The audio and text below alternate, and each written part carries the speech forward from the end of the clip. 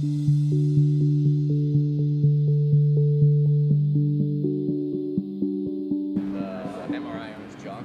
you see Mike West working out of the gym, his determination outweighs his occasional bouts of fatigue. Mike is recovering from chemotherapy and radiation treatments for stage 4 squamous cell carcinoma, or HPV-related throat cancer. So when the doctor did say HPV, I was very confused because when I finally made the connection, I thought, well, wait a minute, that's a woman's cancer, or it only affects young women or girls with cervical cancer.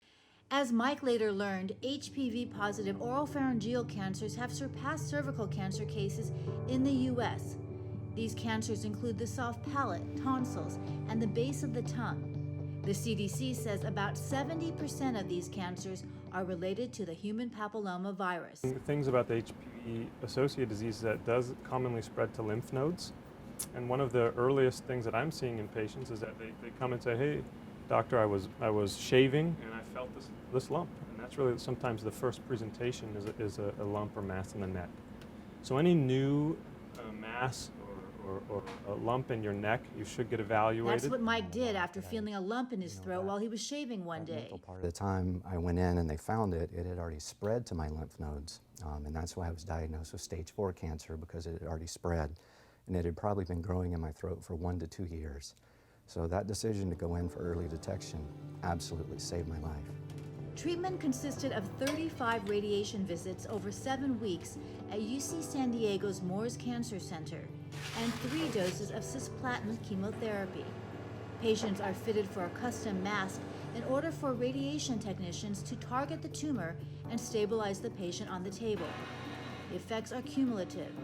The pain increases over the course of the treatment. The lowest points of my journey, despite being on the heaviest dosages of medication, so many pills and all the drugs that they give you to try to get you through it, I can remember times waking up and going in, to try to wake up my wife or my mom, who thankfully had stayed with us to help through my journey, and I literally cried. It just...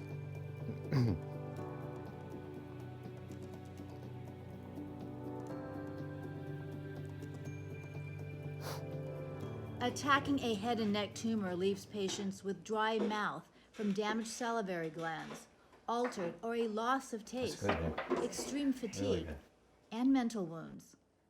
Mike lost 65 pounds, and sometimes he also lost hope. He says his wife, Demi, became his rock. It's really difficult to find the appropriate words, and I don't think that there are, no matter how hard I try to really express my thankfulness and gratitude. Mike also had the support of his adult daughter, but his and Demi's 5-year-old son did not understand cancer. He only saw his father's feeding tube as a strange intruder. He never understood the word cancer, but he did know that feeding tube. And when he talks about it now, when he goes back to certain memories, he'll say, remember when you were sick with the tube? It doesn't say cancer, and so that's why we couldn't wait to get that tube out. Because when I got that out, in his mind, Daddy's gonna be okay. Throughout Mike's treatment, Demi continued working as a community health director for the American Cancer Society. But she was less prepared than she thought she would be. I felt like, wow, I should be well-equipped and know what to do and know what to expect, but I felt like I had a steep learning curve to understand the terminology of cancer treatments, and then using our resources, doing so much. I had so many questions. One who humbly and so thankful to God stands before you in remission and cancer-free. Now Mike is providing the answers and a big dose of inspiration, speaking at events about his cancer battle and encouraging parents to get the HPV vaccine for their children. 90% of all Americans will have an HPV infection in your lifetime. And then on any given day, more than 70 million people are walking around with the HPV infection. Just that math alone is mind-blowing. This is truly a disease and virus which I believe you could eradicate, similar to polio. If you don't smoke, drink with moderation, and get the vaccination, your chance of getting head and neck cancer is extremely low.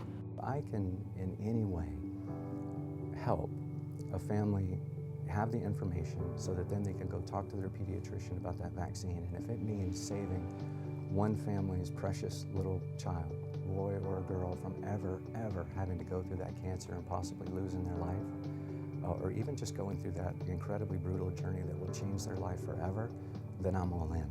And he's in shape, and rather invincible as a cancer survivor.